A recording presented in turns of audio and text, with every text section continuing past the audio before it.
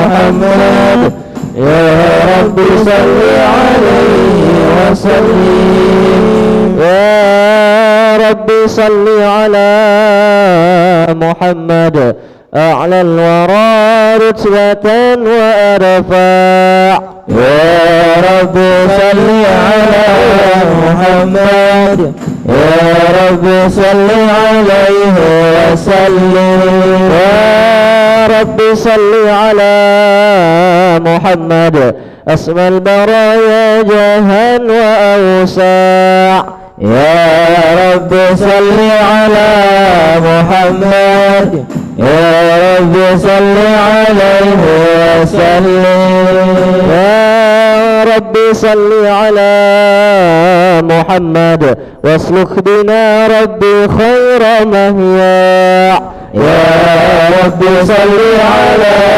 محمد يا رب صل عليه وسلم يا رب صل على محمد وعافنا واشف كل موجع يا رب صل على محمد يا رب صل عليه وسلم يا رب صل على محمد وأصلح القلب واعف وانفع يا رب صل على محمد يا رب صل عليه وسلم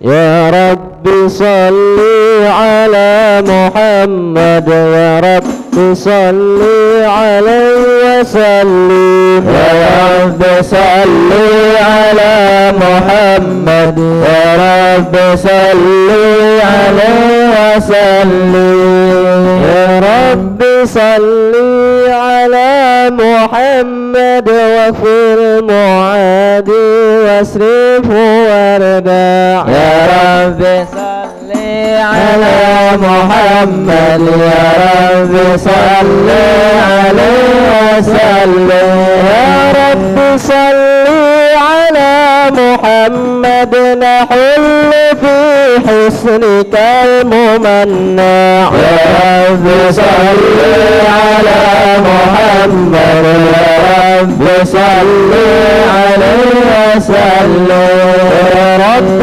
صل على محمد رب رضا عنا رضاك الأرفع يا رب صل على محمد يا رب صل عليه وسلم يا رب صل على محمد واجعلنا في الجنان مجمع يا رب صل على محمد يا رب صل عليه وسلم يا رب صل على محمد رفيق بنا خير خلقك جماع يا رب صل على محمد يا رب صل عليه وسلم يا رب صل على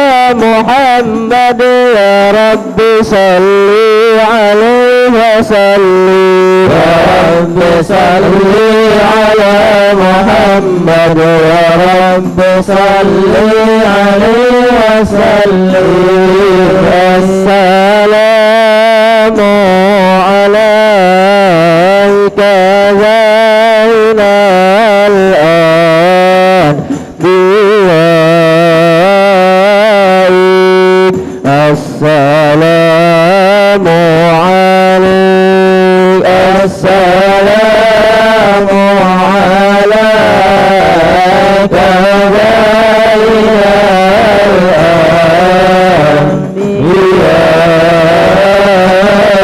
الأنبياء السلام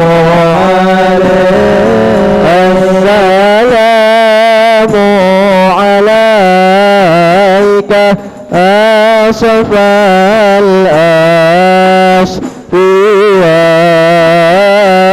الأصفياء السلام عليك السلام عليك زين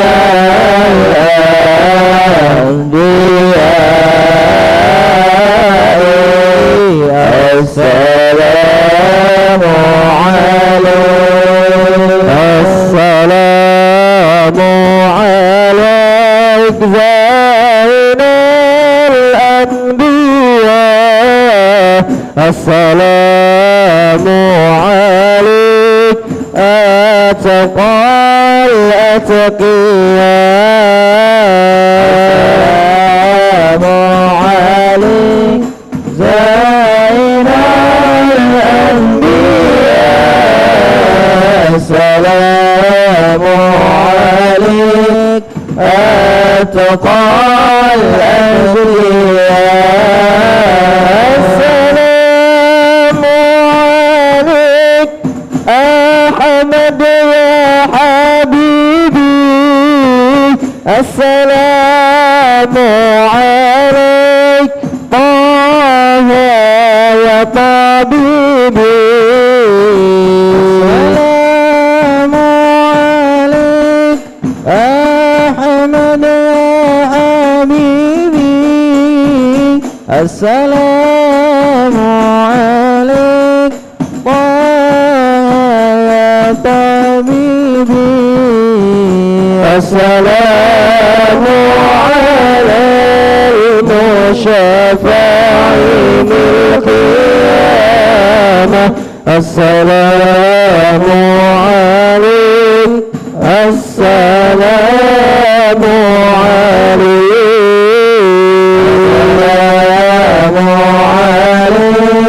زين الأنبياء السلام عليك أتقى الأتقياء السلام عليك زين الأنبياء السلام عليك أتقى الأتقياء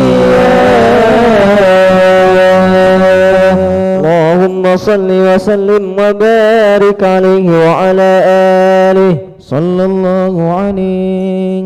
أعوذ بالله من الشيطان الرجيم. بسم الله الرحمن الرحيم.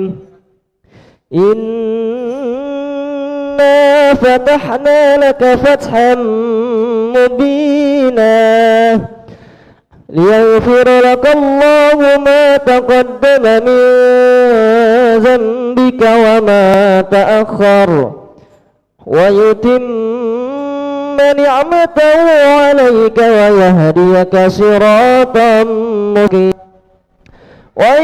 وينصرك الله نصرا عزيزا. لقد جاءكم رسول من أنفسكم عزيز عليه ما عنتم حريص عليكم بالمؤمنين رؤوف رحيم. فإن تولوا فقل حسبي الله حسبي الله لا إله إلا هو عليه توكلت وهو رب العرش العظيم. يا عظيم. إن الله وملائكته يصلون على النبي صلى الله عليه وسلم. يا أيها الذين آمنوا صلوا عليه وسلموا تسليما. اللهم صل وسلم وبارك عليه وعلى آله. اللهم صل وسلم وبارك عليه وعلى آله. صلى الله عليه الحمد لله الذي هدانا بعبده المختار من دعانا إليه بالإذن وقد نادانا لبيك يا من دلنا وحدانا صلى الله عليه صلى عليك الله بارئك الذي بك يا مشفع خصنا وحبانا صلى الله عليه مآلك الأطهار مع دين سرك الأسمى فهم سفن النجاة حمانا صلى الله عليه وعلى صحابتك الكرام حماة دينك أصبحوا لولائه عنوانا صلى الله عليه والتابعين له بصدق ما حدا هادي المودة هيج الأشجانا صلى الله عليه والله ما ذكر الحبيب لدى المحب إلا وأضحى والها نشوانا صلى الله عليه أين المحبون الذين عليهم بذل النفوس مع النفائس هانا لا يسمعون بذكر طه المصطفى إلا به تعش وألهب رانا فاحتاجت الأرواح تشتاق اللقاء وتحن تسأل ربها الرضوانا حال المحبين كذا فاسمع إلى سير المشفع ورهف الآذان وانصت إلى أوصاف طه المجتبى وحاضر لقلبك يمتلئ وجدانا يا ربنا صل وسلم دائما على حبيبك من إليك دعانا اللهم صل وسلم وبارك عليه وعلى آله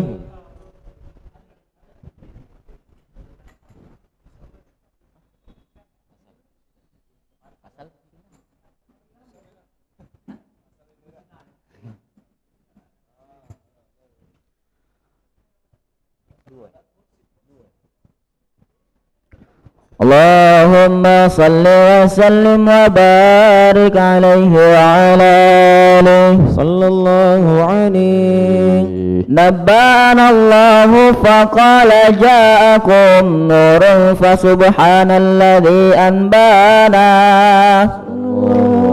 والنور ما عبده من به في ذكره عظم به منانا صلى الله عليه ورحمة المولى تأمل قوله فيفرح ويرضي به فرحانا صلى الله عليه مستمسكا بالعروة الوثقى ومعتصما بحبل الله من أنشانا صلى الله عليه واستشعرا أنوار من قيل متى كنت نبيا قال آدم كان صلى الله عليه بين التراب وبين ماء فاستفيق من غفلة أنذا وكن يقظانا صلى الله عليه واعذر إلى أسرار ربي لم يزال ينقلني بين الخيار مصانا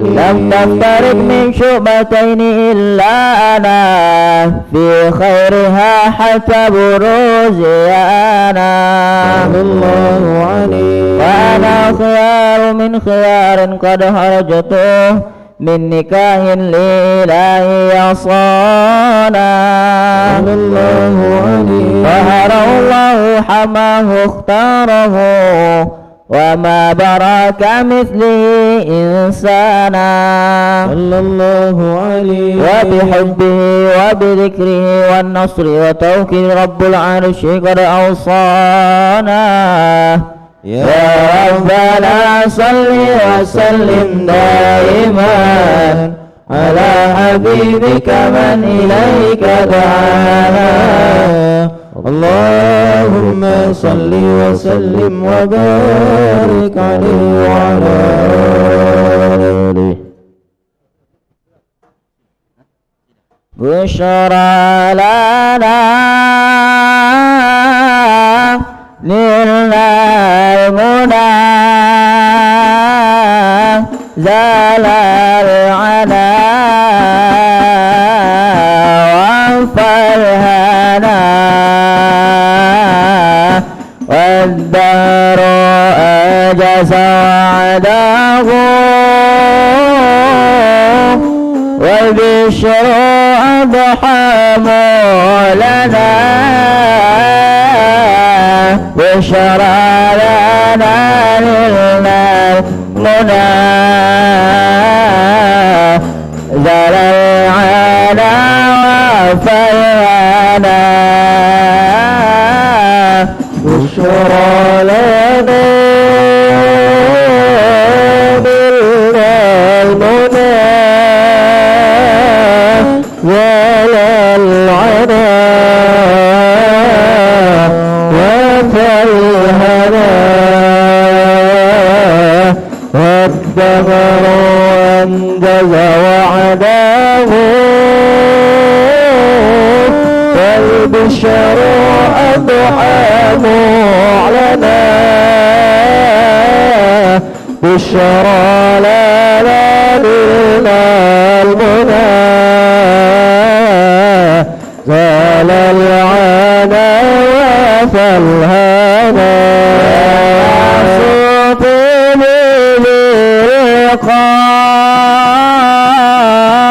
يا عين قرئ أعينا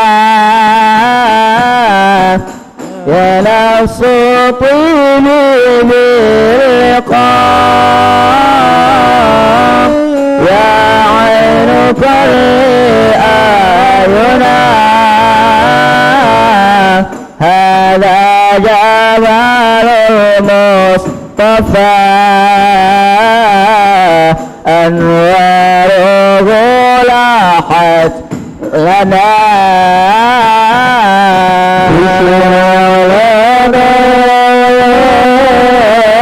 نلنا المنى زال العنا وفالهنا والدهر أنجز وعده والبشر أضحى معلنا بشرى لنا نلنا المنى زال العنا وفالهنا طيبة ماذا نقول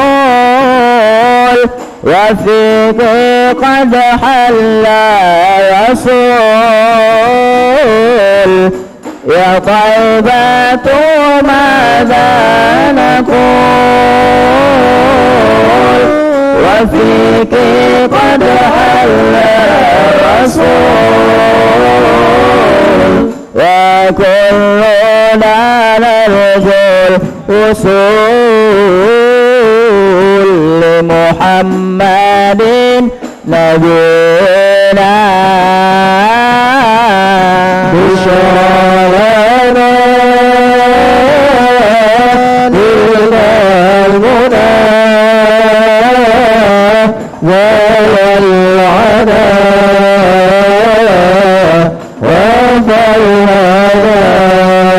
وفالهنا والدهر أنجز وعده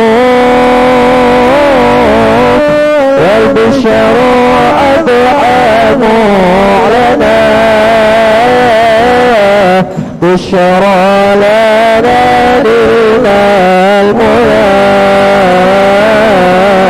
زال العنا وفالهنا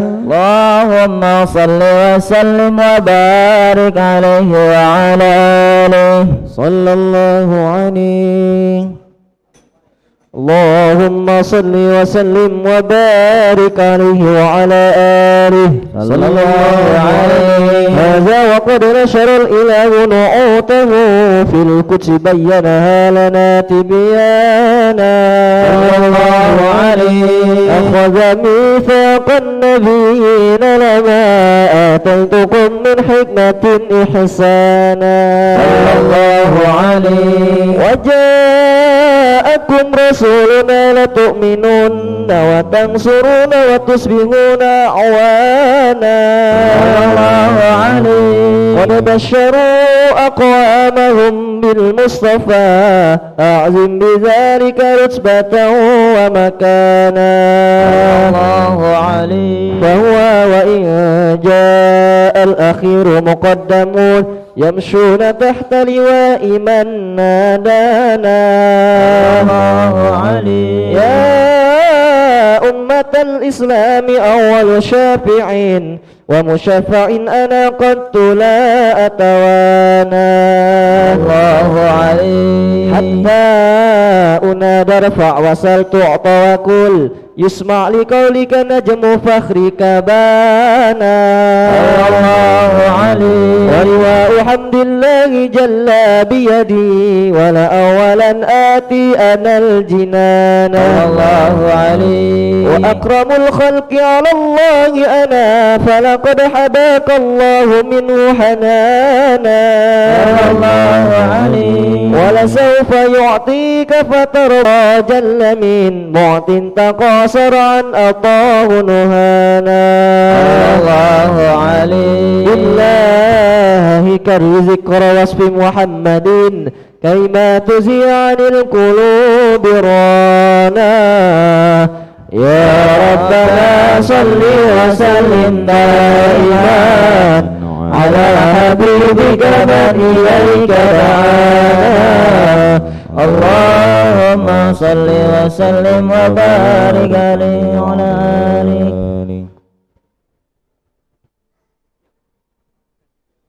اللهم صل وسلم وعلى آله صلى الله عليه.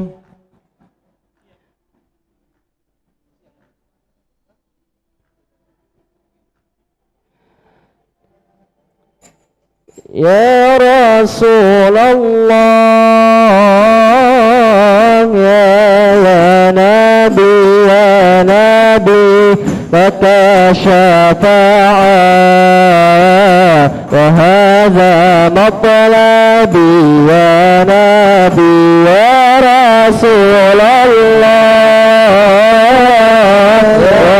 يا نبي يا نبي لك شفاعة وهذا مطلبي يا نبي يا رسول الله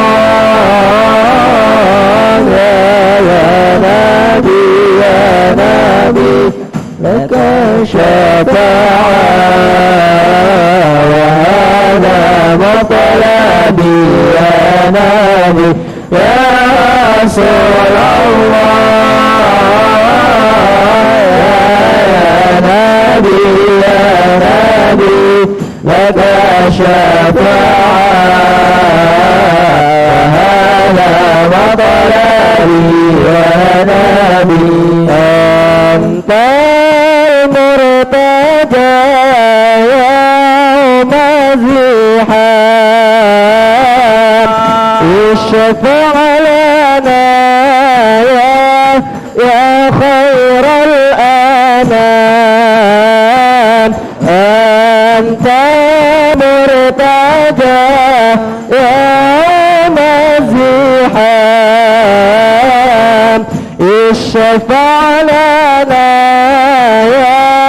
يا خير الأنام اشفع لنا يا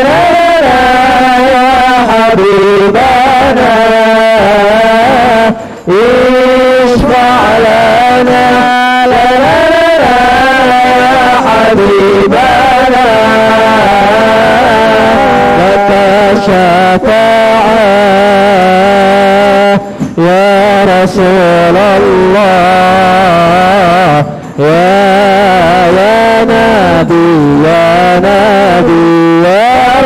رسول الله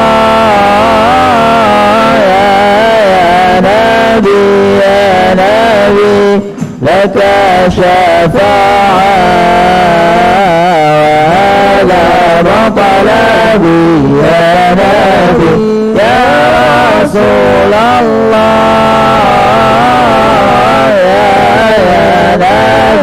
يا نبي لك شفاعة وهذا مطلبي يا نبي للبرايا بالشعر المبين تنشر الهداية بين العالمين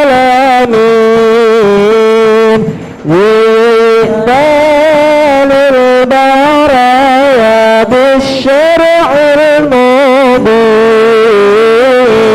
تنشر الهداية بين العالمين اشفع لنا يا حبيبنا اشفع لنا يا حبيبنا لك شفاعة يا رسول الله يا نبي يا رسول الله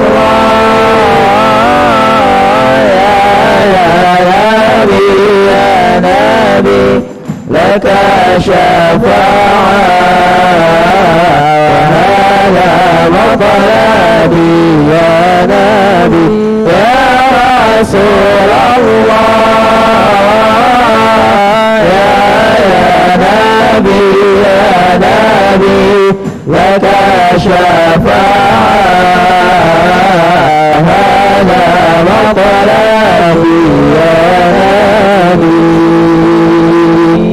اللهم صل وسلم وبارك عليه وعلى آله صلى الله عليه. اللهم صل وسلم وبارك عليه وعلى آله صلى الله عليه. لما بنى وقت البروز لأحمد عن إذن من ما شاءه قد كان صلى الله عليه. حملت به الأم الآمنة بنت وهب من لها أعلى الإله مكانا صلى الله عليه. من والد المختار عبد الله بن رأى البرهان صلى الله عليه. قد كان يغمر نور طه وجهه وسرى إلى الابن المصون عيانا صلى الله عليه. وهو ابن هاشم الكريم الشهم بن عبد مناف بن قصي كان صلى الله عليه. والده يدعى حكيما شأنه قد اعتلى أعزز بذلك شانا صلى الله عليه. وهو أصول مصطفى حتى ترى في سلسلة أصوله عدنانا صلى الله عليه. هناك قف واعلم برفعه إلى اسم الأبي معوانا صلى الله عليه. وحينما حملت به آمنة لم تشك شيئا يأخذ النسوانا صلى الله عدد خلقه ورضا نفسه وزينة عرشه ومداد كلماته.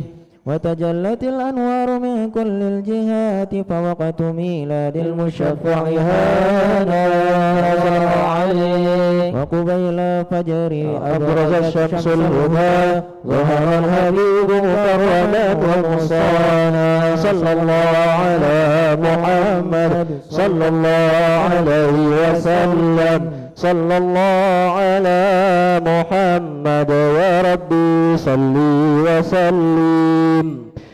يا نبي سلام عليك يا رسول سلام عليك يا حبيب سلام عليك رسول الله صلوات الله عليك يا نبي سلام عليك يا رسول سلام عليك يا حبيب سلام عليك يا رسول الله صلوات الله عليك برز الله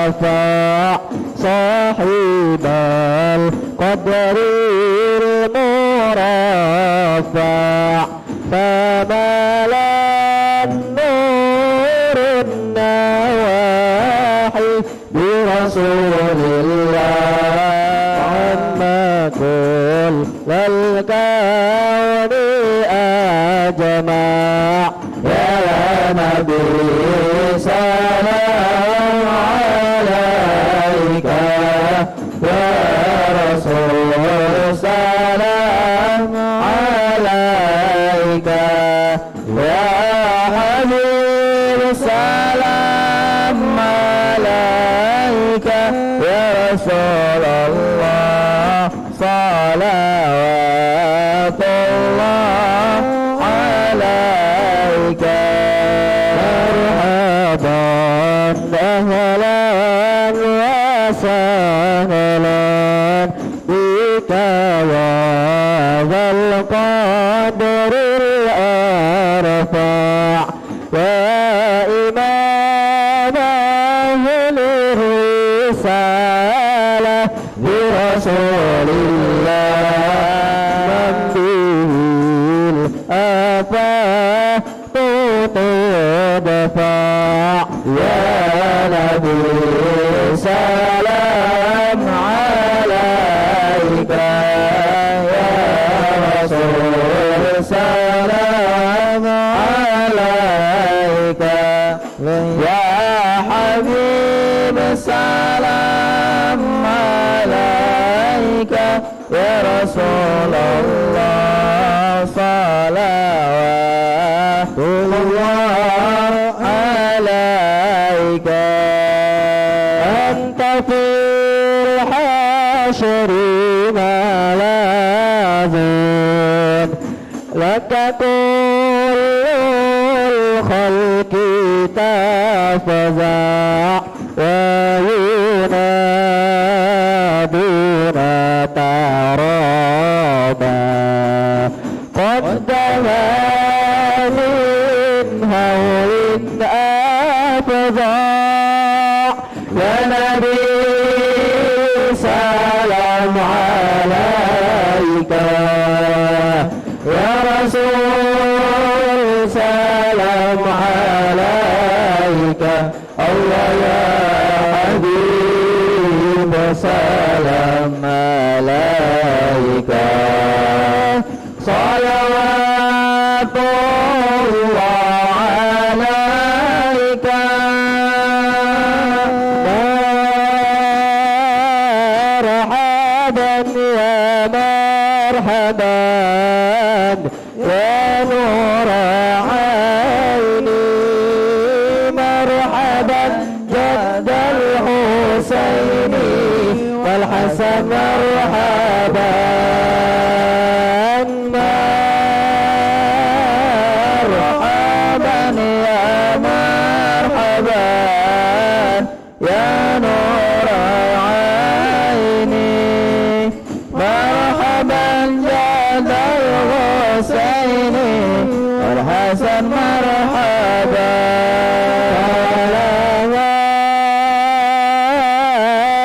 أنت فتى السجود مرحبا مرحبا وتنادى الشفاعة شفع والحسن مرحبا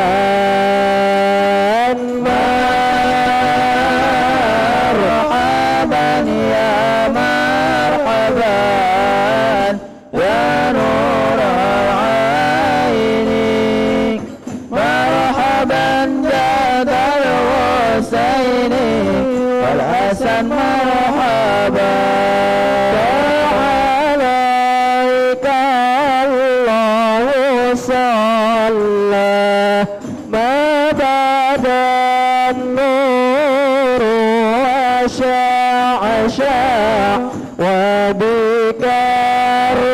الرحمن نسأل وإله العرش وسماع طلع البدر علينا بثنيات الوداع وجب الشكر علينا ما دعا لله داع ربي فاغفر لي ذنوبي يا الله ببركة الهادي المشفع يا الله ربي فاغفر لي ذنوبي يا الله ببركة الهادي المشفع يا الله يا عظيم المن يا رب يا الله شملنا بالمصطفى جمع يا الله ربي فاغفر لي ذنوبي يا الله ببركة الهادي المشفع يا الله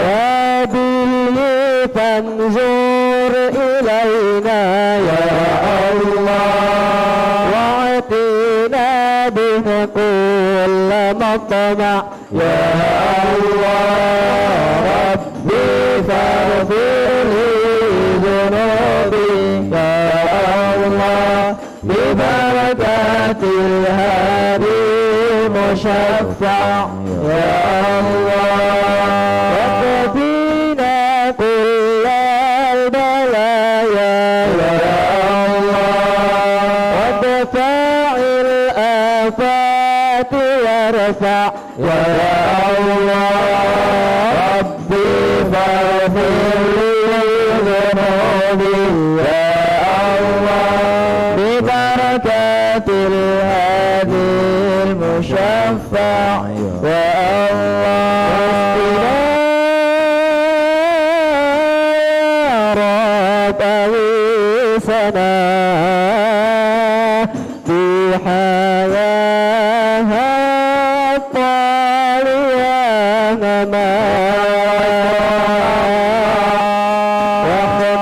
وختمي العمر بحسنا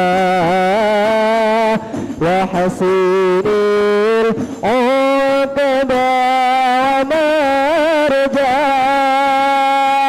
صلى الله على محمد مرحبا صلى الله عليه وسلم مرحبا صلى الله على محمد مرحبا صلى الله عليه وسلم مرحبا وصلاة الله تغشى من له الحسن تجمع أحمد تمرى وآله والصحابة ما سنشاء صلى الله على محمد مرحبا يا رسول الله الله عليه وسلم مرحبا صلى الله على محمد مرحبا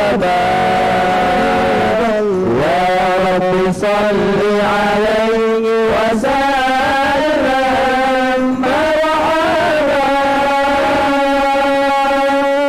اللهم صل وسلم وبارك عليه وعلى آله.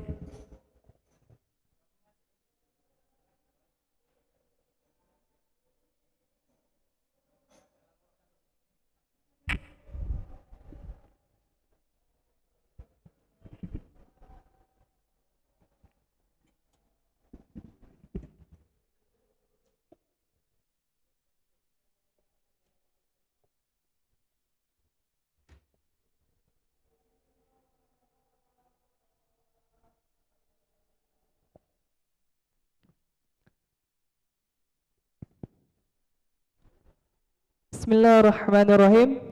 Assalamualaikum warahmatullahi wabarakatuh.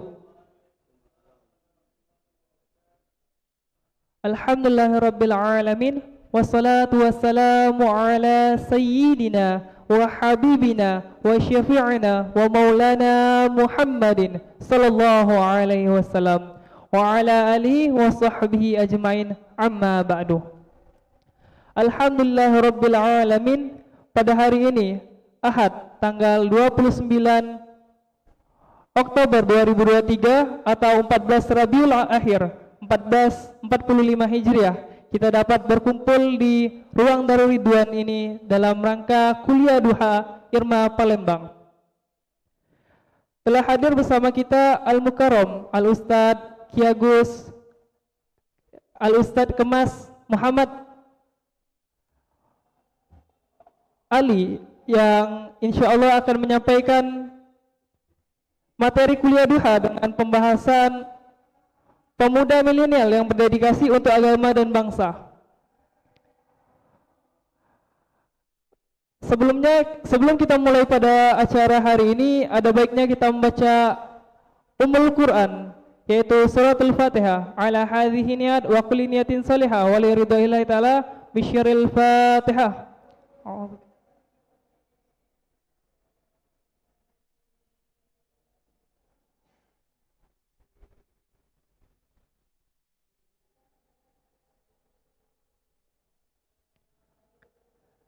Kami himbau kepada para sahabat Irma bahwasanya di akhir nanti akan ada sesi tanya jawab. Bagi yang ikhwan silakan mengangkat tangan, dan bagi yang akhwat silakan menulis di kertas. Baiklah, marilah kita dengarkan ceramah agama yang insya Allah akan disampaikan oleh Al-Mukarram Al-Ustadz Kemas Muhammad Ali kepada Al-Ustadz fa'alaihi falyatafaddal mashkurah. Sallu ala Nabi Muhammad. Bismillahirrahmanirrahim. Assalamualaikum warahmatullahi wabarakatuh. Allahumma salli wa sallim wa barik ala sayyidina Muhammad wa ala alihi walhamdulillahi rabbil alamin. Rabbi a'udzu bika min hamazati syayatin wa a'udzu bika rabbi yahdurun ma ba'du. Rabbi israh li sadri wa yassir li amri wa hlul 'uqdatam min lisani yafqahu qawli. Rabbi zidna ilman, Rabbi zidna ilman, Rabbi zidna ilman. Shadaqallahul azim. Mukarramal muhtaramun, yang saya hormati Ketua Ikatan Remaja Masjid Agung Palembang beserta segenap seluruh pembina, pengurus semuanya, insyaallah dimuliakan oleh Allah Subhanahu wa taala. Semua adik-adikku yang tergabung di dalam Ikatan Remaja Masjid Agung Palembang yang insyaallah semuanya dimuliakan oleh Allah Subhanahu wa taala. Puji syukur alhamdulillah pagi hari ini di waktu duha, waktu yang luar biasa, waktu yang sering dilalaikan oleh banyak orang. Para adik-adikku semua bisa duduk bersama dalam rangka kajian duha di masjid yang bersejarah, masjid yang termasuk masjid tua yang dibangun oleh Sultan Mahmud Badarudin, dan ini adalah masjid tertua di kota Palembang. Ada 3 masjid, 1 masjid Mahmudiyah, 2 masjid agung, dan yang ketiga masjid Marogan yang ada di Kertapati. Ini 3 masjid tua yang luar biasa, yang memiliki sejarah yang luar biasa, dan adik-adik semua bisa berada di masjid ini dalam rangka kajian duha di acara yang luar biasa. Teriring salam dan salawat tercurahkan kepada junjungan kita suri tauladan umat, sosok manusia yang paling agung, kekasihnya Allah Subhanahu wa taala, baginda Rasul sallallahu alaihi wasallam, para seluruh keluarganya, para sahabat-sahabatnya, dan insyaallah kita semua para pengikutnya hingga akhir zaman. Kita berdoa kepada Allah mudah-mudahan kelak di yaumul mahsyar semua kita akan mendapatkan syafaat dari baginda Rasul sallallahu alaihi wasallam. Amin ya rabbal alamin. Sebelum memulai kajian duha, kita sama-sama baca kitab suratul Fatihah. Kita mendoakan saudara-saudara muslim kita di Palestina yang saat ini mereka sedang dibaku hantam, sedang dibombardir oleh Yahudi laknatullah, oleh tentara-tentara Israel yang menyerang secara membabi buta. Mengapa saya bilang membabi buta? Karena rumah sakit, kantor, anak kecil, perempuan, bahkan tadi lagi duduk saya buka sebuah video bagaimana orang-orang tentara Israel ini masuk ke dalam Masjidil Aqsa dengan menggunakan sepatu. Dan nyaris yang bikin kita sedih ini, negara-negara Islam semuanya diam berpangku tangan. Padahal orang-orang kafir dengan gagahnya Inggris kirim pasukan, Amerika kirim dukungan, senjata. Kenapa tidak orang-orang Islam semuanya bergerak membantu Palestina? Wallahu alam. Tapi yang jelas kita nak berangkat ke sana tak mungkin. Megang pistol lagi dah baca. Lagi ngandon mati be kamu sana, tak tembak Israel. Karena wong nak ngandon ke sana tu kan memang nak punya ilmu berperang, sudah dididik terlebih dahulu, paham. Atau tentara kita misalnya dikirim oleh presiden ke sana, mungkin kalau kita mati konyol wae ke sana, maka kita ambil bagian yang paling ringan sebenarnya adalah doa. Ad-doa istilahul mukminin. Doa ini senjatanya bagi umat muslim. Angkatlah tangan kepada Allah, mintakan mudah-mudahan Allah memberikan pertolongan, memberikan kekuatan, memberikan kesabaran, dan yang paling penting memberikan kemenangan kepada penduduk Palestina untuk mereka memerdekakan negeri yang mereka cintai. Ala hadhihi wa kullu niyatin salihah wa ila hadratin Nabi Muhammad sallallahu alaihi wasallam wa ala alihi wa azwajihi wa dzurriyyati kiramil Fatihah. A'udzu billahi minasyaitonir rajim. Bismillah. Bismillahirrahmanirrahim. Siratal ladzina an'amta 'alaihim. Ada seorang wanita Gaza sebenarnya menyindir kita semua, ya. Wabil khusus menyindir kita yang masih muda-muda ini. Apa kata mereka? Jangan pernah kalian solat gaib untuk kami orang-orang Palestina, karena kami sejatinya masih hidup. Yang perlu solat gaib itu kalian. Silahkan solat gaib untuk diri kalian, karena kalian sesungguhnya sudah mati. Jadi ini sindiran yang keras bagi kita, ya. Kita tidak usah solat jenazah untuk mereka, mereka masih hidup. Karena kata Allah dalam Al-Quran, bal ahya, mereka tidak mati, melainkan mereka hidup. Para mujahid-mujahid, orang-orang yang ada di jalan Allah itu sesungguhnya mereka tidak mati, bal ahya. Kata Allah sesungguhnya mereka itu hidup. Jadi benar kalau mereka ngomong tidak usah solat mayit untuk kami, solatlah mayit untuk kamu baik. Kami masih hidup, kamu itu sudah mati. Kalau mereka kejingoannya mati tapi hidup, kalau kita ini kejingoannya hidup tapi mati. Kita tidak punya kepedulian kepada mereka, hanya sekedar mengangkat tangan dan berdoa saja. Terkadang kita tidak mampu mendoakan saudara-saudara kita muslim di Palestina. Mudah-mudahan Ikatan Remaja Masjid Agung Palembang berinisiasi menggerakkan, mengumpul donasi, menggalang dana, menggalang kekuatan dengan berdoa untuk saudara-saudara muslim kita di Palestina. Amin ya rabbal alamin. Ala hadhihi wa kullu niyatin salihah. Al-Fatihah. A'udzu billahi minasyaitonir rajim. Bismillah. Shiratal ladzina an'amta 'alaihim. Adik-adikku semua yang insyaallah dimuliakan oleh Allah, kenapa Israel banyak membunuh anak-anak kecil, membunuh para pemuda-pemuda? Karena mereka tahu kalau nak ngancur ke negara ini, hancurkanlah pemudanya. Maka benar jujur kalian itu, pemuda milenial yang mendedikasikan dirinya untuk agama dan bangsa. Aku ini masih pemuda tak kira-kira? Masih pemuda juga. Beda dikit umur kita ni. Umur Ustaz ni sekarang 27.